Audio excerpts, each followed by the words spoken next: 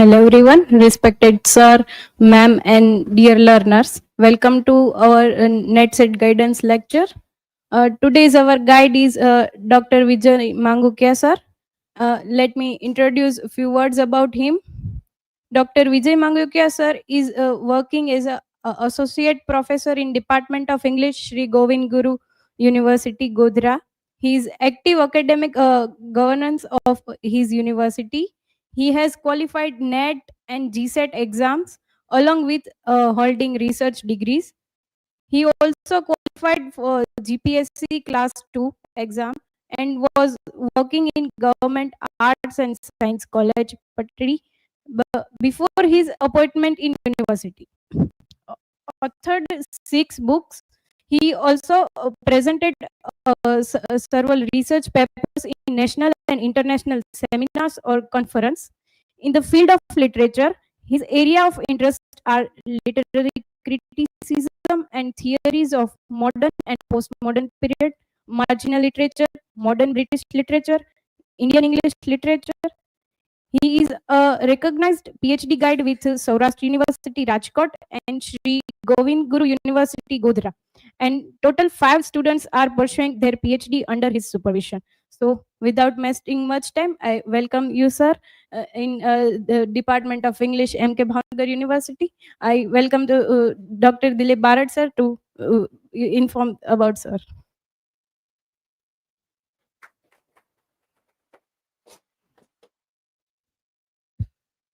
Very good afternoon, everybody. So today we have Dr. Vijay Mangukiya as our speaker for this NET set guidance lectures.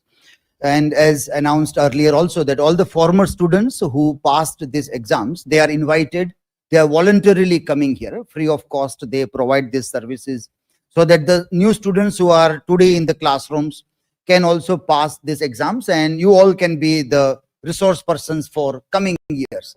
And we can continue these kinds of coaching centers or coaching classes also. Dr. Vijay, as it is announced that he is now working with the Department of English of a State University, Govind Guru University, Godhra. And he is, we many times talk about hierarchy, get an entry as assistant professor. Then after several years, you become associate professor. Then you become professor. Then you become senior professor.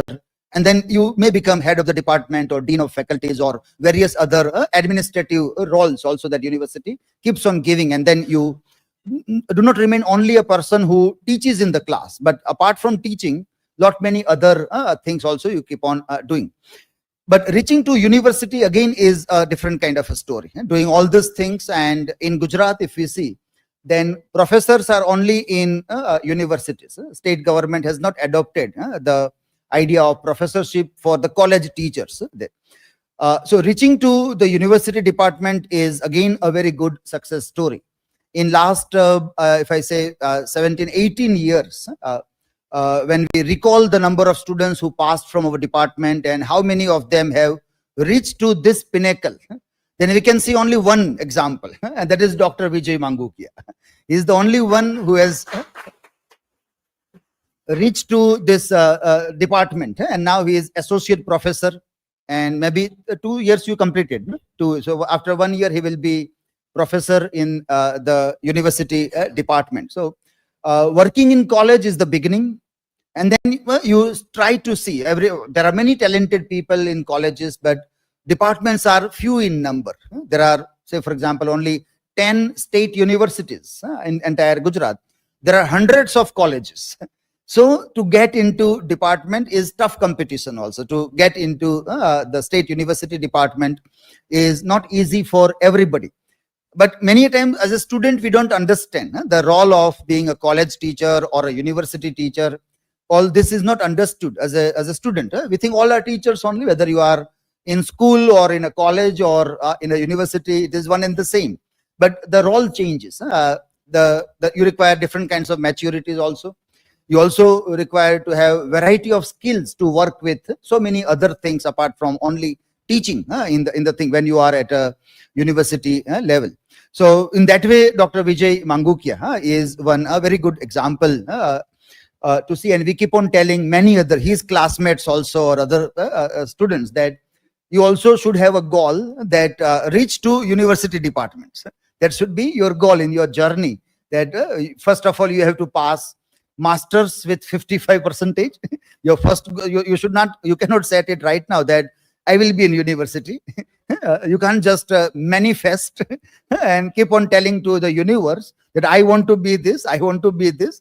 Every day 108 times I will keep on having this mala that I want to be university, and then I will suddenly someday I will wake up and I will be university professor. It's not going to be, there are steps. So first you will pass your masters with B plus, at least minimum 55%. Then you will have to pass NET or SET exam also to qualify as assistant professor. Then you have to come into the merit of top 6 or 15 people. Now there are different merit that goes on. So only those who have passed NET SET are not even invited for interviews also. Even in colleges also you will not be invited for interview. You will have to score maximum. Nowadays out of 100 you have to score more than 80 points to qualify to appear in the interviews. After NET, SET and PhD also. This because PhD has maximum point like 25 for college and 30 for university teachers. So if you have PhD, you get a good jump also. So NET, SET, then PhD comes there. Then one primary jobs comes as an assistant professor. And then you keep on working, you keep on accumulating points by participating in seminar, conferencing, by publishing your papers in peer-reviewed journals. And then several points you have to collect. And then you become associate professor or you directly apply for this post. And then if you keep on working, you become a professor or senior professor also. So this is an overall picture, and where in last 15, 17 years, we see that only Dr. Vijay Mangukiya is ahead of other people. He's there. So he will be a source of inspiration to many of you also, that this is the path on which you all also have to walk and try to see that you also reach to such culminations in the higher education system as a teacher also. So it is good that he is here today for up till 5 o'clock, and then tomorrow full day he is going to engage the classes. So lot many things you will get to learn from him. So we welcome you, Dr. Vijay, for this, and you can now continue with your things.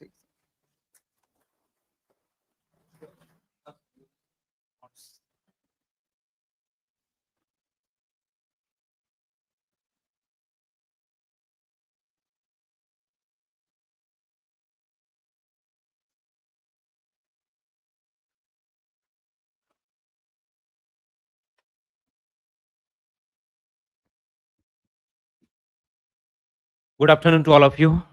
Respected Dilip sir, the faculty members working here in this department, and dear students. Thank you for introducing me in an elaborative way. Your words are almost equal to Oscar for me. You set the example and we are following you only. It doesn't mean that I am the shining star and you are supposed to follow. We have sir as the best example to follow, and I don't want to say more because perhaps entire lecture will be almost consumed in telling only what he is doing, what he has already done, and what he might be doing in future. So perhaps focusing on our today's session.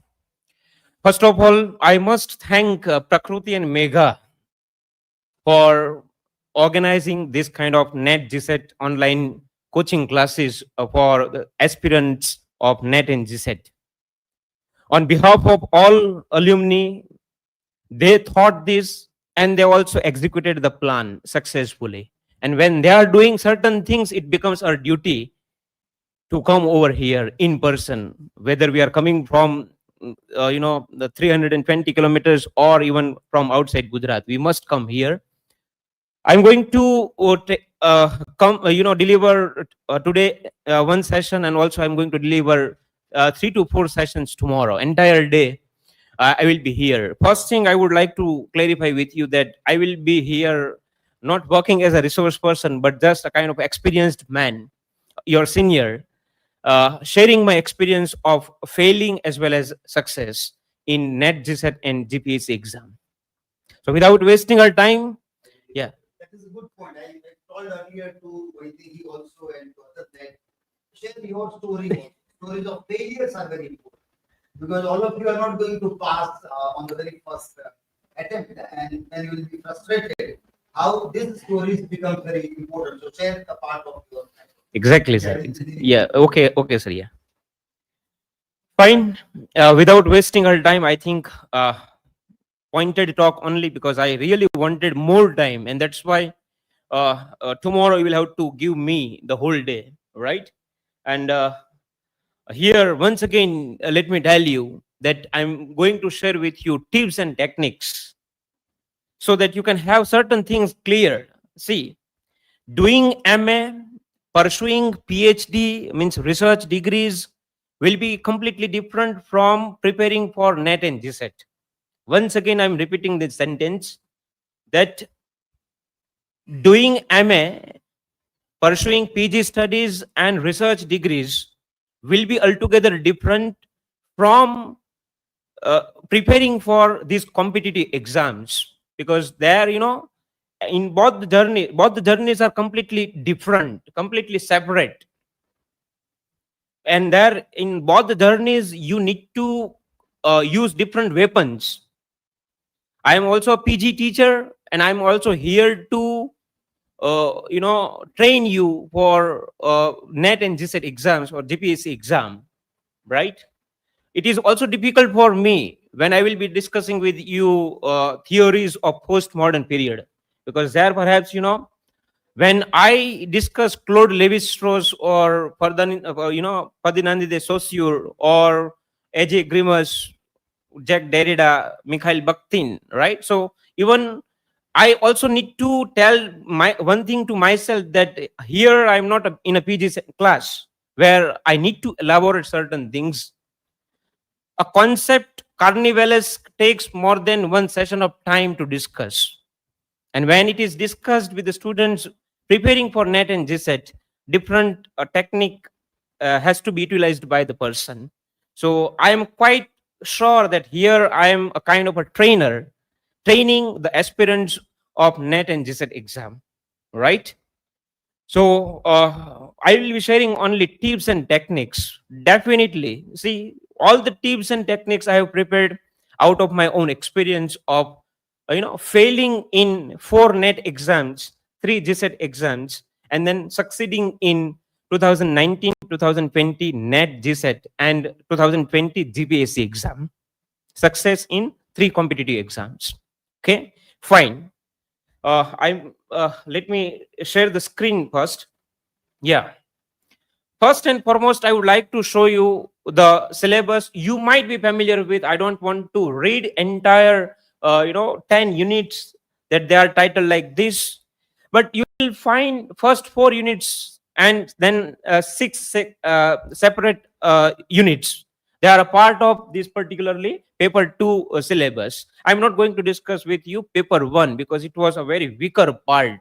In my case, I was completely weak in data interpretation, logical reasoning, mathematical reasoning, people and environment section. Yeah, feeling comfortable. I was feeling comfortable in certain sections like teaching aptitude, research aptitude, communication, right? That particular, these are some of the portions, or we can say different units of paper 1, right? Why didn't I prepare more for paper 1? Because from my failures, I learned one lesson, that even though working hard, it was not my cup of tea, that I realized. But it may not be the same case with you. It doesn't mean that it may happen with you. If you feel yourself comfortable in preparing and in scoring well from paper 1, then if you fail in scoring well in paper 2, it will be, kind of justifiable one. You will be able to score well and you will be able to qualify. Right? Are you getting my points? But what happens that our subject is our subject, right? English literature is our subject which we have specialized during our bachelor's and master's, And in research degrees also we learned and read lot many things. So I thought that I pursued my research degrees first, MPhil and PhD, and then I prepared for NET and GSET and GPSC exam, right? So I had experience of both pursuing research degree as well as preparing for these competitive exams, right? So I knew what is my loophole or what is my weakness, and accordingly I can guide you. That's why perhaps none of the topics from paper 1 will be discussed by me here in today's session and as well as in tomorrow's sessions, right? Fine.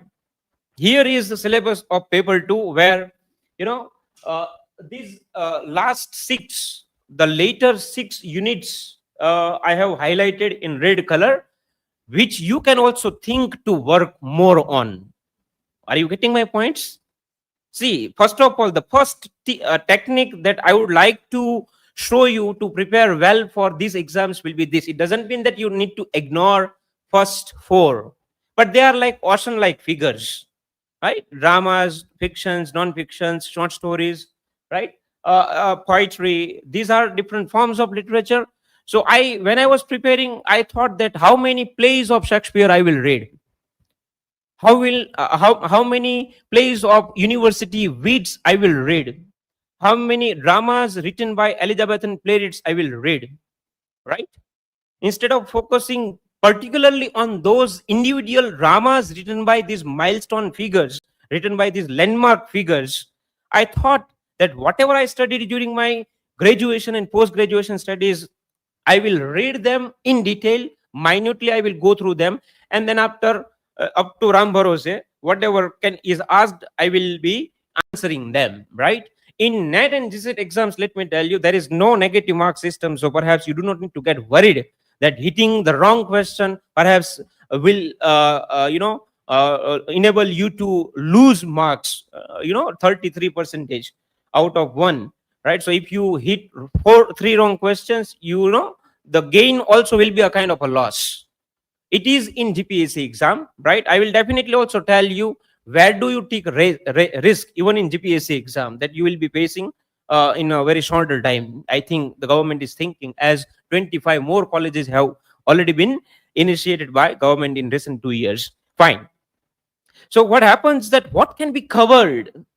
See, in literary criticism, for example, unit number 8, how many critics we have, celebrated critics, right from Plato, Aristotle, Longinus, Horace, Quintilian, coming to Renaissance age, Philip Sidney, Restoration age, John Dryden, then neoclassical age, Alexander Pope, Samuel Johnson, coming to Romantic era, John Keats, Wordsworth, Samuel Taylor, Coleridge, and then Matthew Arnold, Walter Pattern, and then in 20th century we have this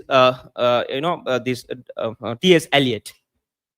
We have, I think we can, those figures can be counted, at least it will be something like 20-25, right?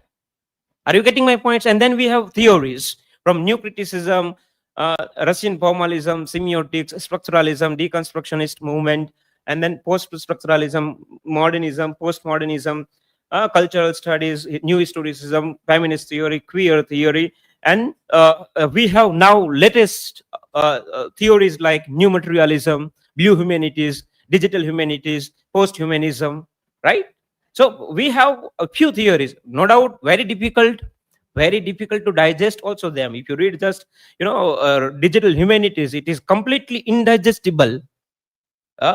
Means we need to go deeper and almost 4 times reading, 5 times reading of certain portion, and then after we can comprehend certain things. Certain things are also incomprehensible, like blue humanities, oil literature, sci-fi, cyberpunk, biopunk, cli-fi. It is part of this eco-criticism. So almost if you just count them, we have things which can be measured, which can be incorporated if we try to, right? And there will be 2 benefits, let me tell you. See, initially I did a kind of a mistake. I committed a mistake that I pursued first research degree and then prepared for this NET and GSET exam. One advice from me, if you want to take, then please go for these competitive exams first and then for these research degrees. because certain things even I was not aware of during my research degrees that I became familiar with during my preparation of these particular theories, right? So even preparing for competitive exams will also enable you, or it will make you confident enough to face interview also, because there they do not ask questions from rocket science. They simply ask you that do you know anything about plastic theater, or the this closet drama or absurdist theater, right? Something like this, and then the questions start. So the students who have prepared well for this NET GSET exams, and conceptually if they are fundamentally if they are clear, definitely they will feel confident enough to answer the questions, right? Are you getting my point? So focus more on the last six, which can be incorporated. And I think cultural studies is a part of literary theories of postmodern period.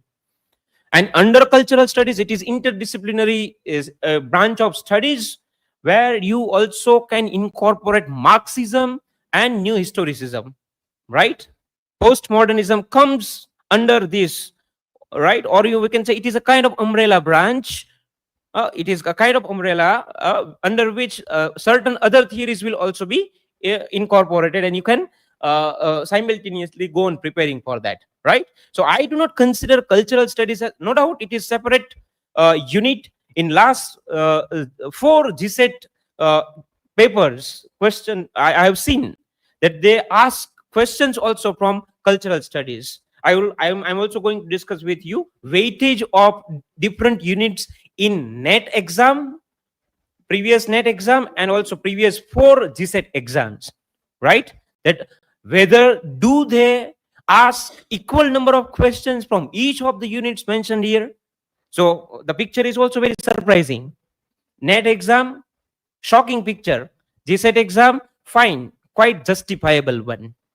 This is what I have observed. Almost for a week I have been doing this work, this homework, to present before you that where the focus is to be made means where the more attention is to be given, so that you can cover as much as you want, right? Fine. Research methods, I think you are studying research methodology as a part of your syllabi, right? In semester 3 or in semester 4, research project would also be a part of your syllabus in semester 4, because I also know that we have in our university this paper offered in semester 3. So I think you might be clear with different types of research, definition and the fundamentals of research, steps of research, identification of the topics, research, writing research papers, documentation style, and everything. I think you might be familiar with, right? Yes or no? Because I have just finished discussing different elements of citation, right from writer's name to location. So I know that, I think you are familiar with this, and you must be. So research method is not a kind of a difficult task, right? Again, what is left now? English in India. So right from British colony that established in 16th 17th century in India till present, what kind of reformative actions taken place so far as education in English in India is concerned? You just go through it. I have my notes with me, right from Macaulay's minutes to even the act which was prepared even after India became independent. Are you getting my points? So that can be incorporated. So I think English and then after ELT, once again, I think this is a kind of a course offered in almost all the universities where English is program in English, masters in English is offered, right? So I think it is a part of syllabus. You study it as a part of your PG studies. So you definitely can become familiar with fundamentals of this particular component. So that's why 6 different units, the later 6 different units can be first touched upon. And then after reading the ocean, whatever you likes, if the time permits. Now again, I would like to ask you a question, that those who are in semester 3 would have applied for GSET, right? So countdown has already begun. 16th November 2025, right, will be the date for GSET. If I were you in, if I am in your position, if I were you, I would definitely leave everything aside and would more focus on GSET preparation. If result is compromised, for example, if not 67, then happy you must be with 63. If not 73, you can achieve in semester 3, then you must be happy with 67. Are you getting my points? Score will be compromised. 7 hours of reading. I remember in 2019 and 20, I used to read in library after my job hours, a permanent job in a self-finance college. 7 hours of reading. Only one goal. GSET 19 and GPSC. I was lucky enough that I had faced these 3 exams in a year, in a single year, 2019. So in a flow, I qualified everything, right? When I got the result of NET, I was highly, precautious and also alarmed that I must not fail in GPSC. And the result was knocking the door, right? Are you getting my points? Because if you qualify NET and if you fail in GPSC and also in GSET, then it will be shameful. People will tell me that you are lucky man, that by throwing your arrow into the darkness, you could qualify your exam. So people have different things to tell you when you fail in one and succeed in others. But luckily it happened, everything happened in my favor that could qualify everything. Fine. Yeah. So countdown has already begun. Those who are preparing for GSET, now I think I would perhaps not recommend you to read Andrew Sanders' history. I would not recommend you to read even Compton Rickett. Right? Are you getting my points? Because it is so comprehensive, so large. It is so wide that you cannot incorporate. But definitely, Pramod Nayar's history can be read, can be taken as a source of reading, right? Shorter versions. What happens that, see, there is nothing, I openly tell you, I know that the session is being recorded at present, and even bluntly I tell you that when you are preparing for these competitive exams, there is nothing wrong in becoming selfish. Yeah, it is not the case with research degrees. Again, the same thing I must tell. When you are pursuing PG studies, your ideas must be broad. When you study a novel, you must also think from, must be able to think from different perspectives, from different angles, that how the novel can be studied from new historicist perspective, how it can be studied from Marxist perspectives, how it can be studied from post-colonial perspectives, right? There are different perspectives, different dimensions need to be taken into consideration, because critical thinking is one of the prerequisite things during PG studies and research degrees, which is not the same with this when you are preparing for NET and GSET. When you are preparing for NET and GSET questions, exams, at that time, you need to be completely selfish. Selfish means perhaps certain things which the people will criticize, that, oh, you are reading writers' works in a chronological order, you are remembering that, you are just claiming that, how foolish things you are doing. People will definitely tell you this. But it is important. You have to tell them that 12 questions in the last NET exam, 25 exam, were asked from chronological perspectives. 12 questions in NET exam, not in GPSC exam. I will definitely show you all of them.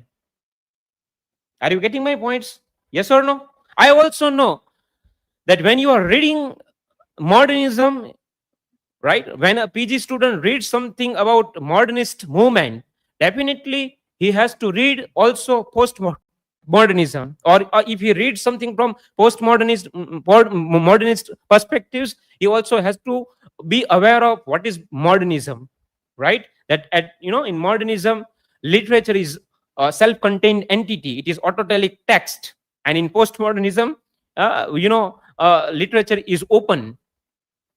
When in modernism, when language is considered to be independent. And in postmodernism, we find language always remains in a state of flux. It always goes on changing, right? When we have science fiction in modernism, we have metafiction in postmodernism. When we have interiority is more emphasized in modernism, exteriority is emphasized in postmodernism. When the prime focus is given more on when focus is given on author in modernist period, here focus is given on reader response theory. It is reader's interpretation which will make the text meaningful, right? So when you are a PG student, your perspective will be different, that you are always linking the two. When you are reading postmodernism, you must be aware of what was in vogue in modernist period, right? When you are reading new criticism, when as a PG student, you also must read how new criticism was different from Russian formalism, right? Because both are interconnected. No doubt they are also different to some extent, that in one movement the critics focused more on form and content, and in Russian formalism only style, structure, techniques were focused, right? Where meaning was equally important in new critical reading. And in Russian formalism, we will find critics focusing on literariness, right? Literariness, that how the text is made unique, with what kind of style it is made unique, right? So when a PG student reads a text or certain things, his vision will be broad. But when he prepares for NET and GSET exams, he will be little bit focused, concentrated, right? Fine. So this is what I wanted to discuss initially from this particular slide of syllabus, that later 6 units you focus first and then go for reading for first 4 units of this particular syllabus, right? Fine. Okay. Yeah. See, this is the picture. The questions asked from different units in August 24 NET exam.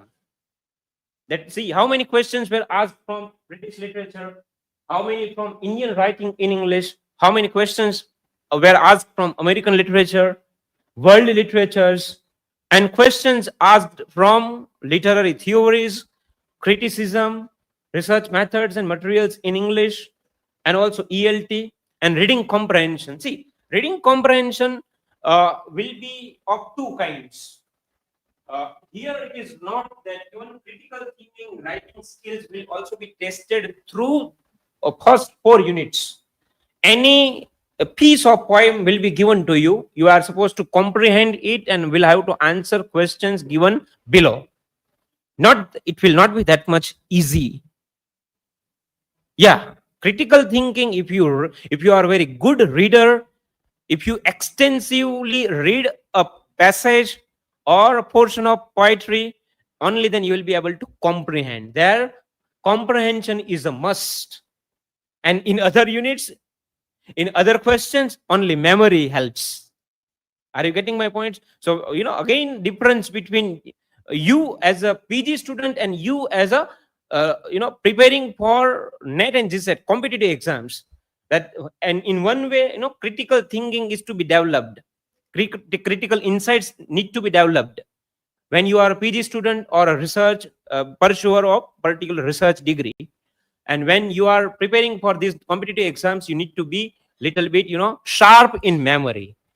If you are, very sharp in memory, definitely it will be useful to you in remembering the chronological order. That, see, Murder in the Cathedral was the 3rd play. Before it, we had, he had written 2 plays. And then after, the family reunion, then cocktail party. And then, see, this is how you need to remember. One which was published in 35, 39, 49, and 53. This is how you need to remember. So memory helps. I'm giving the example that Charles Dickens' novels, right? Rabindranath Tagore's essays, or even, literary concepts. That unconscious was the concept given by Sigmund Freud during 90s in end of 20th century. Fine. Then after we have Padinandi de Saussure, Langen-Parol, and then comes Carnivales, Mikhail Bakhtin. Right? Are you getting my point? So this is how we need to remember that this is the chronology, that the first critique belongs to psychoanalysis, second to semiotics or structuralist movement, and then the postmodernist or deconstructionist theory. Right? So you need to remember in this way. I'm right now sharing with you the things that how you need to proceed further. So when you are preparing for this upcoming GSET exam, you should focus only certain things. Definitely tomorrow's last session will be a booster dose session in which I will tell you which sources you need to read. And see, again, let me tell you, today's session as well as tomorrow's all session will be something like that. I'm not going to focus more on what is to be read, but I will focus more on how it is to be read. Right? My focus will not be on what, but will be I'll be focusing more on how, that how the things need to be prepared. Right? So I will in this way I will go on sharing with you tips and techniques. Right? Fine. So here you will see that kind of, not justifiable paper where you will find less emphasis is given, less focus is given on later 6 units. There will be some papers there where you will find more focus given on later 6 units, which we have discussed just now. Yeah. Also, a comparative overview of 2 exams, June 19 in which I failed and December 19 in which I succeeded. Right? So how many questions were asked in December 19 and in June 19 NET exams from different units? Right? So you'll be surprised to know that more focus is given on the first 4 core units. Right? So it doesn't mean that they ask 10 questions from 1, 10 from 2, means 10 questions from each of the units, and this is how the paper will be of 100 marks. Right? 100 questions carrying 2 marks each, so 200 marks. Are you getting my points? In all NET exams you will find different kind of pictures. Sometimes you will find more questions asked from theory. Here in this particular literary theory of postmodern period, right from structuralism, deconstructionist movement, post-structuralism, postmodernism, cultural studies, or queer theory, post-feminism, digital humanities, post-humanism, and then we have these blue humanities and all everything. Right? So they ask questions from those units, those particular areas which fall under the category of literary theories of postmodern period. Right? Fine. Yeah, I have also downloaded and almost I can share with you all 4 question papers of paper-2, especially literature section, asked in last GSET exam, last 4 GSET exam, 21, 22, 23, and 24. There it is, to my surprise, yeah, even they are there here. The question paper of December 21, mostly we find GSET exam is conducted at the end of year, either in November or in December. Right? So in 21, in 22, in 23, and 24, in all these exams, what did I observe? That in GSET exam, equal weightage is given to each of the units. Right? Equal weightage is given to all units. If you start reading, for example, 24 last GSET exam, you will find first 30 questions, 40 questions from literary forms: drama, poetry, fiction, non-fiction, and short stories. Right? First 40 questions, and then after you will find 40 first question to 50 from English education in India. Then from 51 to 60 you will find questions asked from ELT. From 61 to 70 you will find questions asked from criticism. From 71 to 80 you will find questions from literary theories.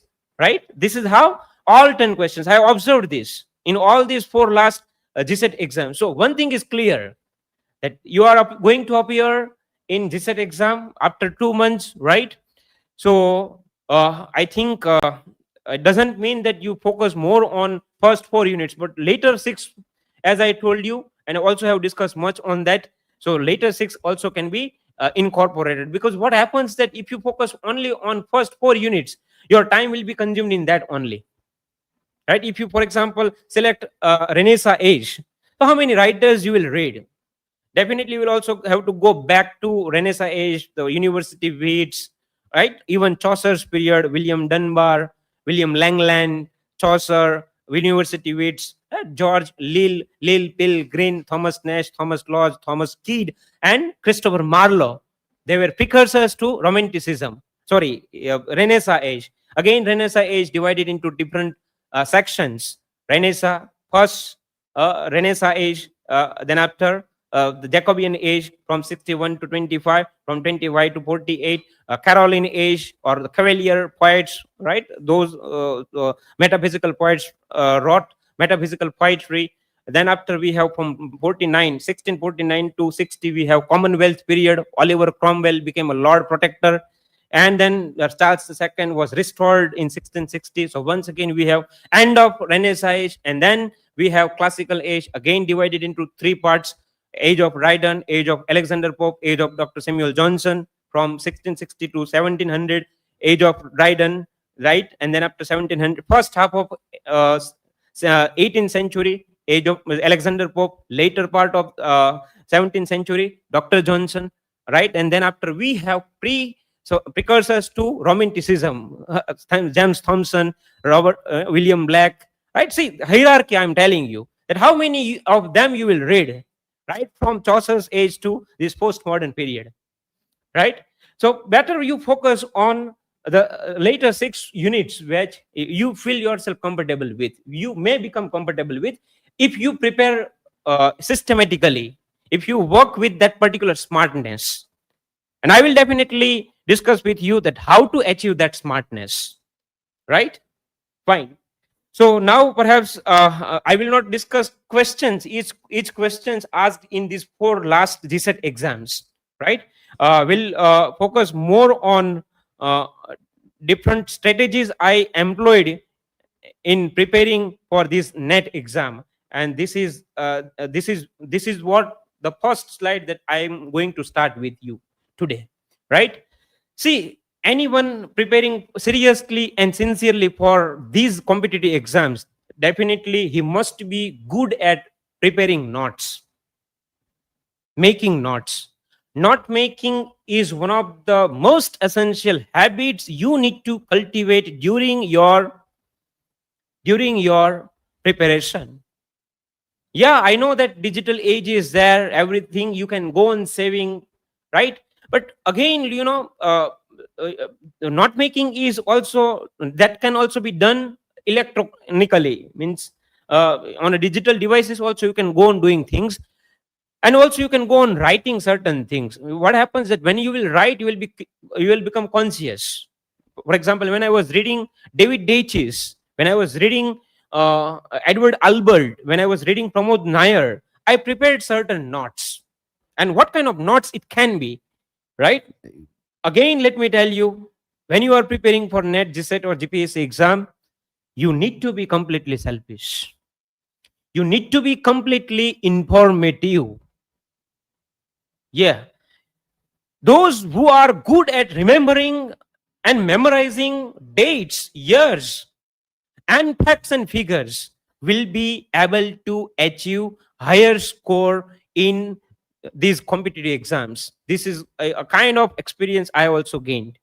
And that's why I prepared certain notes like this, that works based on or influenced by. When you are reading a history book, definitely so-and-so writer of that history would tell you that, for example, see, when Edmund Spencer wrote Fairy Queen, on what earlier work it is based on, or who influenced him.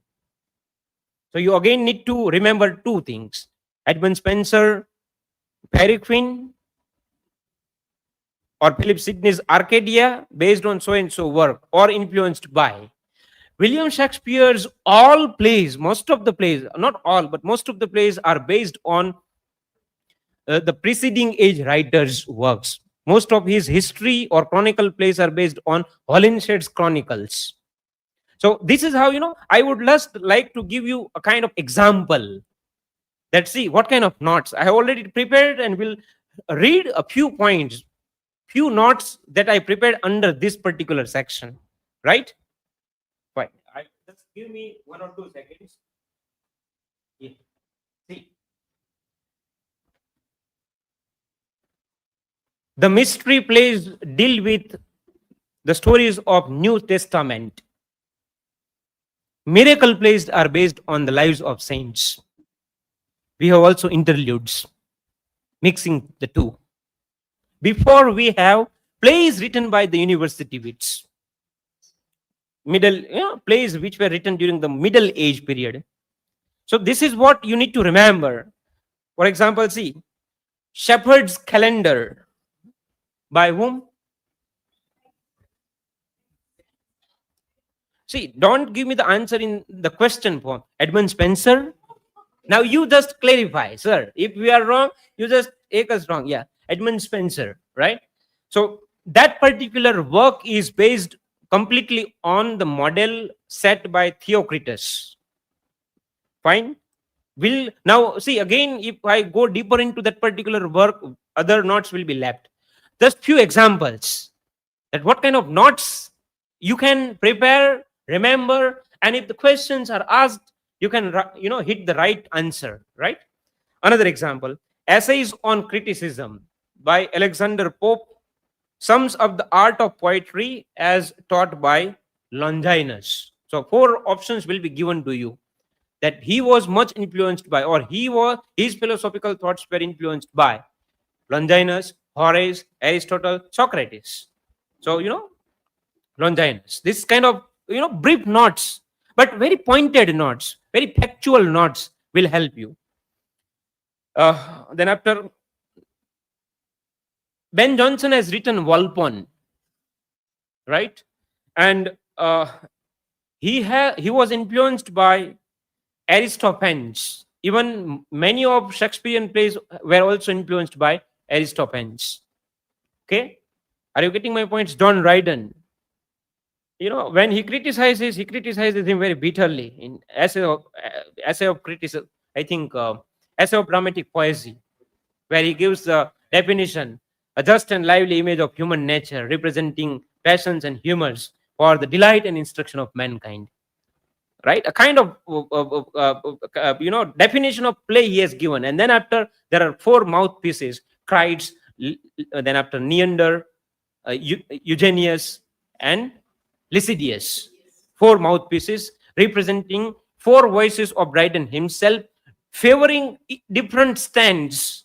One favoring ancient dramas and dramatists, another favoring Elizabethan dramatists, third favoring French dramatists, and the 4th one is giving his views on the use of rhyme. And there he says that Ben Jonson has tapped whatever was possible by him to be tapped from ancient classics. Right? So who bitterly criticized Ben Jonson? Dr. Johnson or Dryden?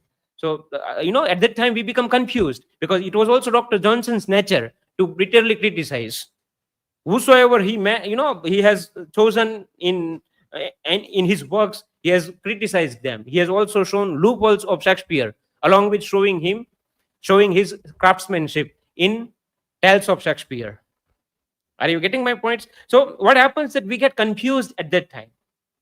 So clear-cut information will give you the answer. Okay.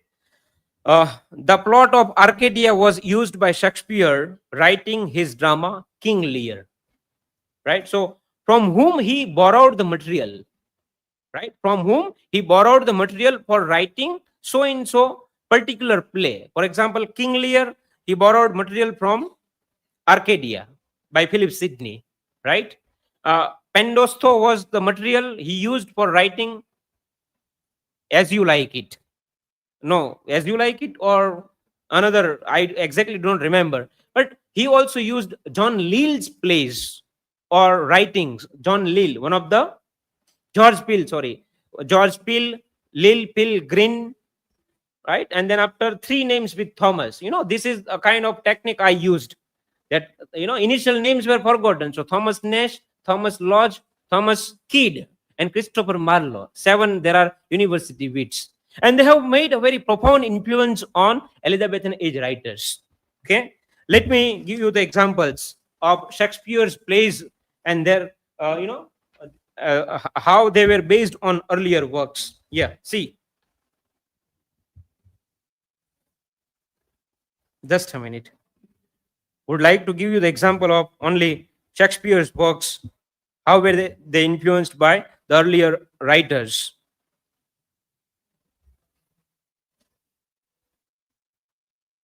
Shakespeare borrowed the idea of as you like it from Thomas Lodge's Rosalind. Clear? Then after, in writing Midsummer's Night Dream, he had taken material from John Lill. Right? So another thing. Shakespeare's Richard II and Richard III are based on Marlowe's play Edward III. And he also has written Edward II.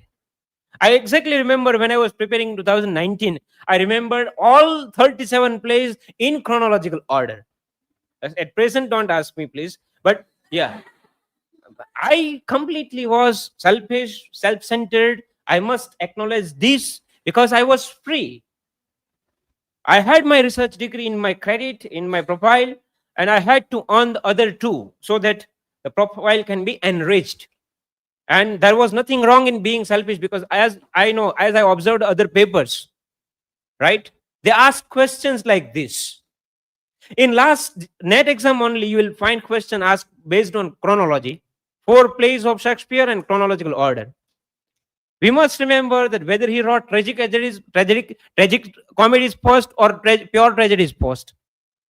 We all know that he wrote chronicle plays first, all first 10 history plays, right?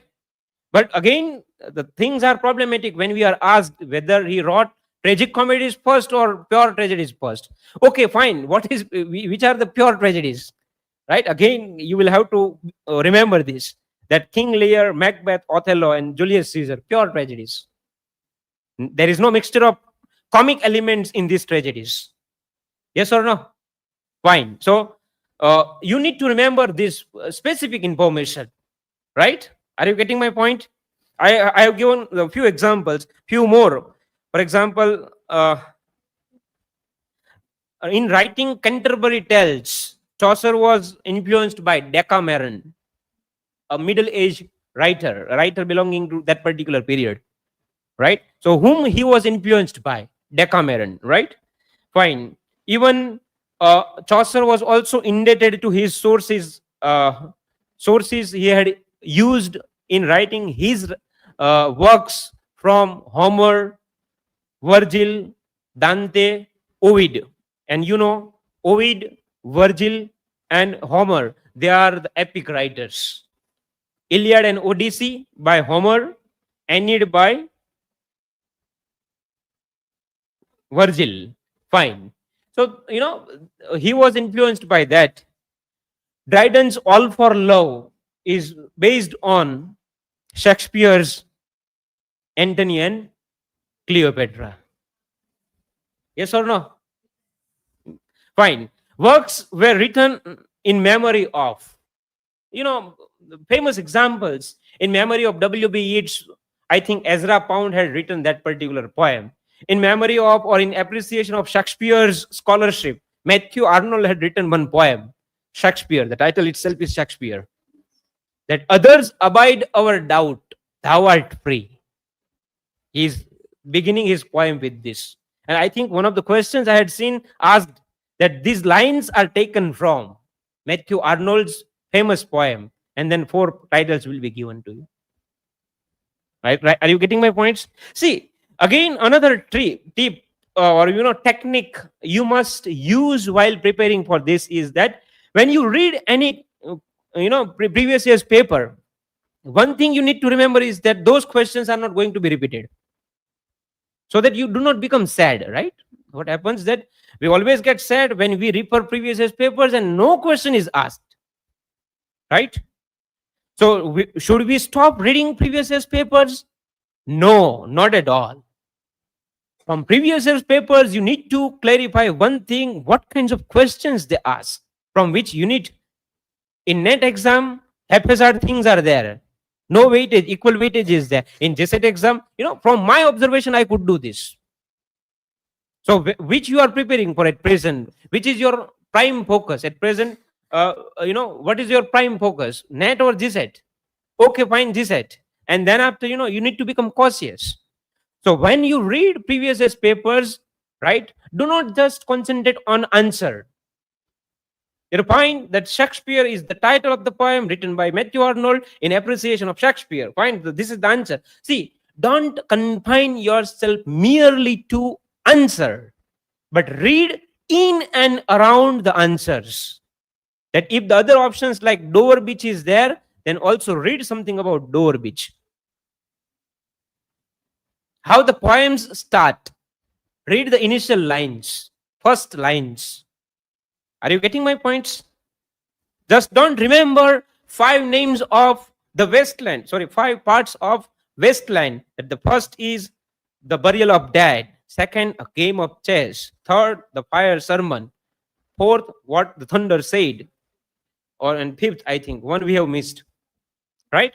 So just don't remember that death by water. Fourth, and what the thunder said. Datta, Damyata, and Dayadvam. The last 3 words of the wasteland. Epic poem. One of the celebrated poems, I think. So those don't remember the titles of different parts of this poem. Read inside it. And also remember, Tiresias comes in the 3rd part. Right? Fine. So that and the character of Madame Sosostris is introduced in the 1st part. And who is she? What is her business? What is her profession? Clairvoyant, prophecy maker. Right? Prophecy maker, soothsayer. Right? Forecasting. Actually, she's playing games with the people only. Right? Fine. See. So don't only merely focus on remembering certain things. Remember also other things in and around. Celebrated works, celebrated works. For example, Hamlet or Macbeth. Read even minor details. That who announced Malcolm as the king at the end of the play. People always remember that how many lives he killed. He started from King Duncan, and then second was Banquo. Pliance was about to be killed, but he escaped. Fine, so he was not killed at all. And then after, it was the turn of Macduff's family, right? And then Macduff's wife, children killed. Macduff was not, because he joined the English army, raised army against Macbeth, and it was he who had slain Macbeth. Fine, see, you remember these popular details. But you also must read the last one, that who announces the king, right? Who is announced as the king? Malcolm. It was not Donald Bain, the second son of King Duncan, right? So minor details. I'm just giving you minor details also need to be, referred and remembered both. See, again, I'm using the word referred and remembered both, right? So thematic concerns, characters, their associations, right? And also minor details. Everything has to be referred and remembered. So far as popular works are concerned, celebrated and groundbreaking works are concerned, don't leave them empty. Go through entirely. Because reading of those things will also be useful to you. Because, questions I have seen asked, that one character will be from Robinson Crusoe's novel, another character from Lawrence Stern's novel, third character will be from Charles Dickens' novel, and then 4th character will be from James Joyce's novel. So the chronology, that first can be always, in this particular 4 writers group, that Daniel Defoe will be the senior, will be the first one. Then comes Lawrence Stern, one of the 4 pillars or 4 wheels of English novels in the history of English literature. And then comes Charles Dickens to Victorian age, and the 20th century writer James Joyce. So chronology in this way can be useful to you. Memory can be useful to you in answering these kinds of questions in exams, right? Clear? Fine.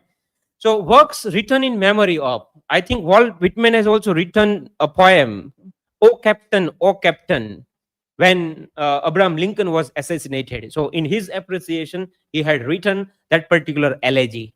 Elegies are all written in memory of someone, in a sad memory of someone. Writer has deep condolences to express. Writer has deep sympathies for so and so. Writer, his friend, his beloved king, right? And for his memory, something is written by them.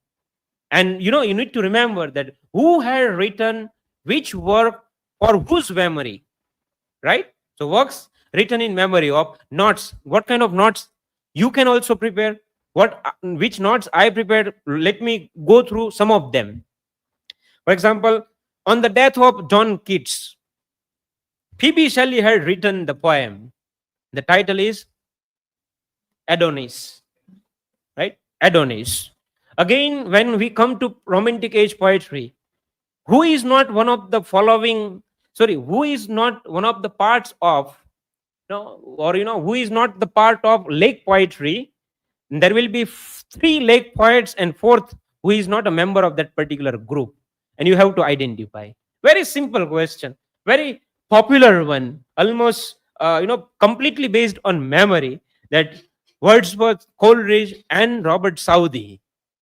But none of these Keats, Byron, and Shelley were a part of this lake poetry, right? So when you read this question, you again need to read, go deeper into that particular lake poetry, that why were they known as lake poets, right? Samuel Taylor Coleridge, Wordsworth, fine. Were they having similar ideas in their critical minds? Did they practice the same kind of methods, ideologies in their writings? Fine. If no, how do they differ? In which of the chapters of Biographia Literaria he has condemned the methods used by Wordsworth and went against Wordsworth when he initially collaborated with Wordsworth in lyrical ballads, contributing 4 poems in the first edition, which was published in 1798. So, going deeper, that we all know that the concept given, concept like willing suspension of disbelief, if it is given by S.T. Coleridge, Shelley, Keats, or Wordsworth. So we all know that it is Coleridge who has given this one. But what is the meaning of this willing suspension of disbelief? In interview, they will ask this, that what do you mean by negative capability? How would you define dissociation of sensibility? Right? What is your observation of objective correlative? So again, what happens that not only remembering that these two concepts, objective correlative and dissociation of sensibility, given by T.S. Eliot, fine, see, not only remembering that, but also knowing that, see, objective correlative, the first thing you need to remember that concept has been given by T.S. Eliot in Hamlet and His Problems essay published in the Egoist journal, he himself was the editor of that particular journal, published in 1920. Right? The first factual detail you need to remember, and then going deeper into it, that what is objective correlative? Right? Why was Hamlet artistic failure according to T.S. Eliot? So what happens that you're reading and remembering these things will also give you that kind of confidence when you will answer questions in interview. That T.S. Eliot thought that Shakespeare could not objectify the feelings of Hamlet properly, and that's why it is artistic failure. Right? So what happens that going deeper into it, that what is the willing suspension of disbelief? What is this egotistical sublime which Keats condemns, and who he condemns? In which letter, whom he had written that letter? In which of the letters he wrote this in 1816, to whom he has written this, and in what reference he gives this particular concept. So you remember all these things. It doesn't mean that you remember only that fine negative capability is the concept given by John Keats. Fine, what is this?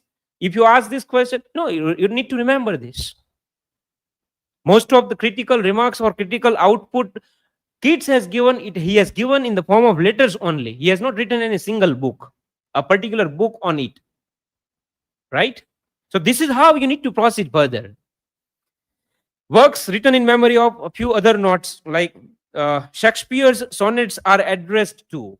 We all remember his tragedies, tragic comedies, or chronicle plays, but least we remember his sonnets, or the lady to whom he has dedicated, or a lady who is addressed there. Right? Who is that? That is known as Dark Lady. And also there is one another monarch, Earl of Southampton. Earl of Southampton, he has also written sonnets on. It doesn't mean that all his sonnets are love poetry. Right? Next.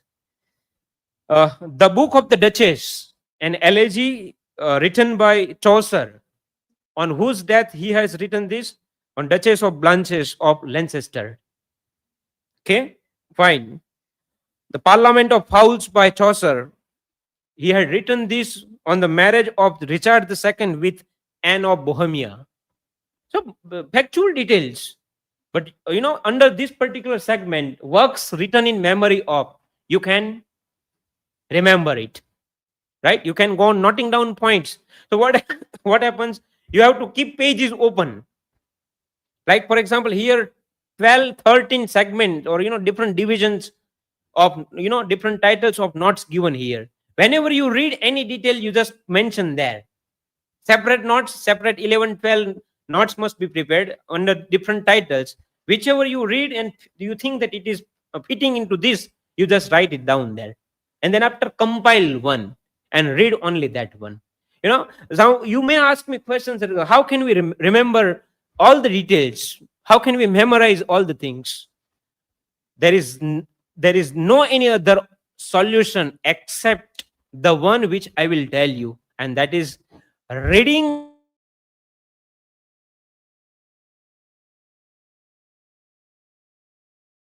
the details. Remember, reading, history books you will not read again and again because it will take a lot of time. Notes you can read. So what happens that for chronological questions, what things you need to do, and what things I prepared. Right from Chaucer's age to postmodern period, all the celebrated writers I selected and then remembered all the popular works only. It doesn't mean that Charles Dickens has written 18 novels, so all 18 novels I need to remember, but at least popular names, beginning from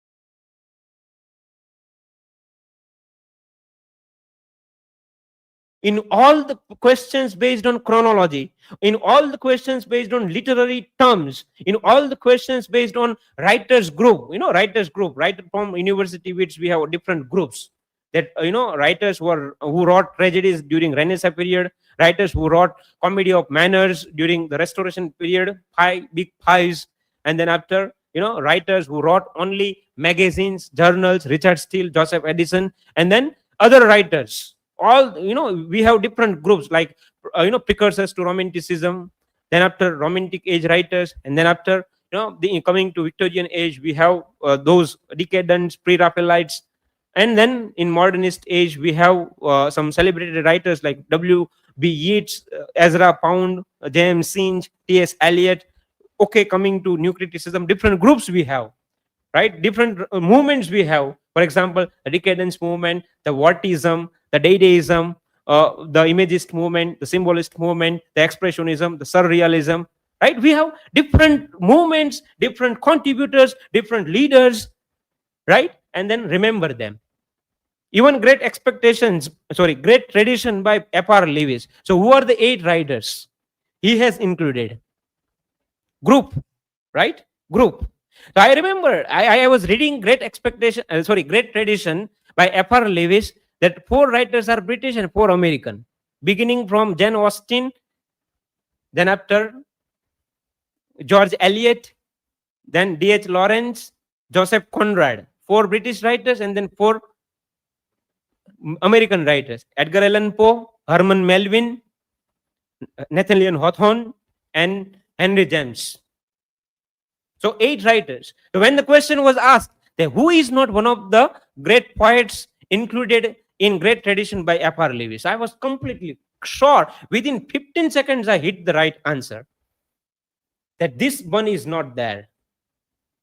This one is not there. Because they will ask not who is there, they will ask who is not there. Because different technique, competition level is so higher. And in order to make you confused, they ask very tricky questions. You just go through previous year's papers, you will come to know that, oh, this is what, and style of question is also completely different. They will ask you 5 options, they will give you 5 options, right? 5 options. And then after 5, out of 5, there are 3 that you need to select. And in 3 also there are 4 options.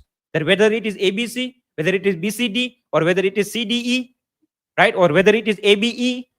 You need to write, Ram Bharosa questions cannot be asked. Where, you just know one and then read the right answer. No. They also know that this does don't give the clues. Out of my experience, I'm telling you. And this is what I have also observed. That in a very tricky way, where very specific and comprehensive preparation can help you. It doesn't mean that you just read history books at your leisure time, one day 2 hours, and then after 2 days another an hour, and then after living a week you read another another history for 5 hours, and then you leave it for a week, and then you read another history. No, consistency must be there. In a booster dose session tomorrow, I will definitely tell you how you need to proceed further. I'm right now sharing with you the tips only, notes I prepared, and you also can prepare. Right? Are you getting my points? Fine. Proceeding further, Coleridge's love poem is addressed to Sarah Hutchinson. Now, very few would remember Coleridge has written love poems and addressed to this particular lady. Okay, next. Arnold, no doubt, had written Shakespeare poem in order to appreciate Shakespeare's craftsmanship, but he also wrote one poem to commemorate the death of Arthur Hugh Clough, his best friend, right? And the title of the poem is Thyrsis, right? So this is how you can remember. Proceeding further, who said what and about whom? It means what? That who had termed Chaucer as the father of English poetry? There must be someone. We only know that he is regarded as the father of English poetry, but who used or who gave this particular title? Who said like this? Right? So you must correlate the two. So notes of this kind can be like this. That Keats used the word egotistical sublime for Wordsworth. Tennyson said about Wordsworth that he uttered nothing base. So it is negative remark. But who had given this negative remark? Right? Tennyson remarked that Wordsworth, remarked about Wordsworth, I quote, he uttered nothing base. I unquote. Next. Harold Bloom, one of the 20th century critics, as whose altar shall we worship? Shakespeare, Dante, and Cervantes. He is pronounced, name is pronounced in 2 ways. Cervantes. So, at whose altar shall we worship? So, in appreciation of these 3 great literary figures, so who are the 3? Questions can be asked that who is not there, whom Harold Bloom has not referred to in this particular poetic line, or about Shakespeare, Dante, and Cervantes, who said like this? Okay, Robert Greene about Shakespeare. What did he say? That he is an upstart crow. He is an upstart crow, beautified without feathers. Where did he mention this? A groat's worth of weight in 1592. So his senior gave a kind of this remark for Shakespeare. Spencer wrote about Chaucer. Spencer had his high regards for Chaucer. What was his remark? His remark was that he is the well of English undefiled. He is the well of English undefined. Right? Fine. Ben Jonson has used Marlowe's mighty lines for Marlowe's blank verse. He himself never preferred blank verse. Right? Then after, Ruskin said, John Ruskin, who influenced even Gandhiji. Hind and Swaraj was written under this under the influence of this John Ruskin's theories only. Right? See, socialist theorist. Ruskin said that Shakespeare had only heroines and no heroes. So I think it is his remark. It was his perspective to look at Shakespeare. So who has given this kind of remark, right? So our 4 options given, and we must know. If we are clear, see, there no logic can help you, right? This is not a Ram Bharosa kind of a question, right? Where hit your arrow into the darkness, and if it is hitting the right target, then you are at gain. Otherwise, you will lose, right? Wordsworth said about Milton, "Thy soul was like a star and dwell apart." I'm not critically appreciating or analyzing lines, remarks given by these two, because I want to proceed further, right? See, next. Even Matthew Arnold said that from where actual prose was written, who had initiated writing prose? So he says that Milton, just a minute, he says that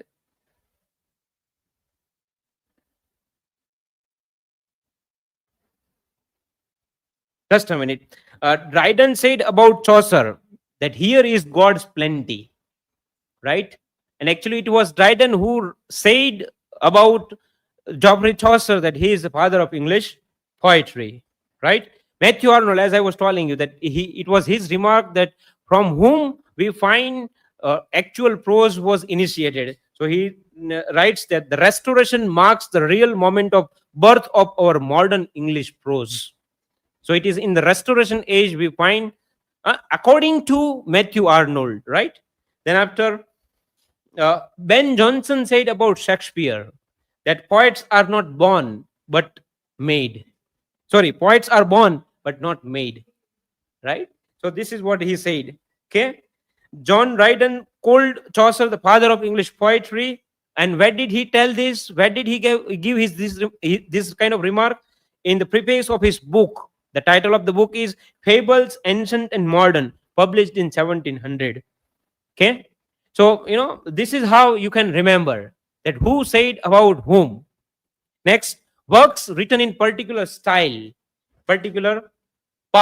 a particular fashion, or works written in different parts. The way, for example, the Wasteland is divided into different 5 parts. So and so work written in parts, volumes, or written in particular style. We have famous this, that what is the style of Shakespearean sonnet, Spenserian sonnet, and Petrarchan sonnet, right? A very, very common one. I think you will laugh at, sir. Do we need to remember this? Yes, we need to remember, because when the question is asked, we get confused, we get baffled, really, because similar kind of options are, when you see similar kinds of options, you get confused. So it is better to remember the exact detail, that Shakespearean sonnet is having this kind of rhyme scheme: AB AB, CD CD, EF EF, GG. 4 quartets and then couplet. And Petrarchan sonnet, 2 quartets and then what is called a kind of group of 3 lines. How it is known as? Triplet. Yeah.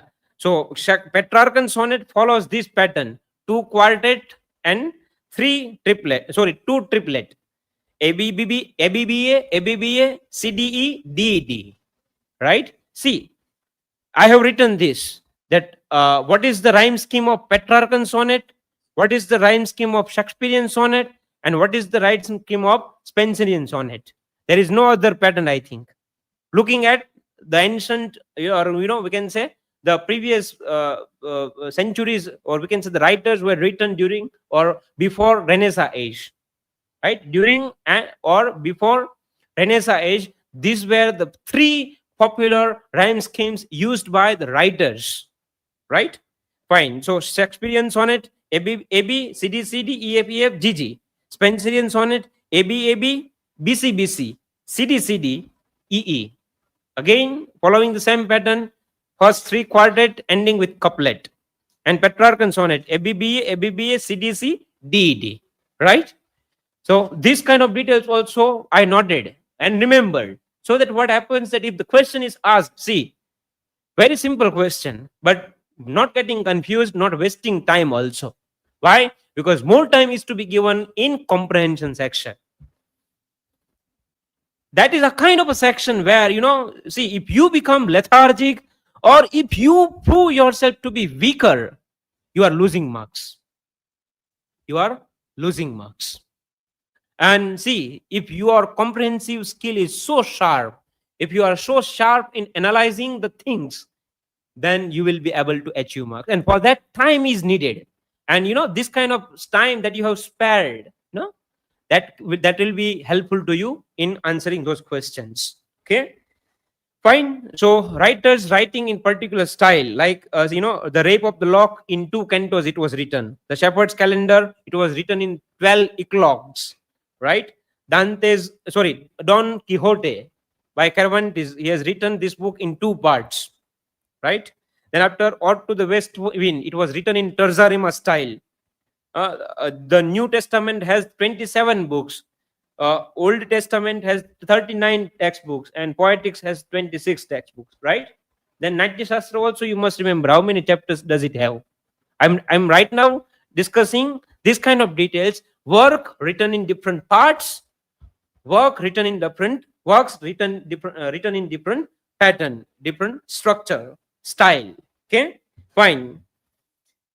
Okay, so these kind of details, I think I was instructed to stop at 5 because certificate distribution is kind of a ceremony. The teachers who became teachers on Teachers Day last, before 5 days, before 3 days only, they are going to be felicitated. So I end my today's session. We will proceed further with the new things tomorrow in a very fresh mind. Continuously from 11:30 to 5 o'clock, I will be going on with breaks. It doesn't mean that I will become a kind of bushman, a kind of a. I will never. I do not like to become even Hitler-like figure, crushing the Jews under my feet. Right? I will not send you in the gas chamber also. Fine.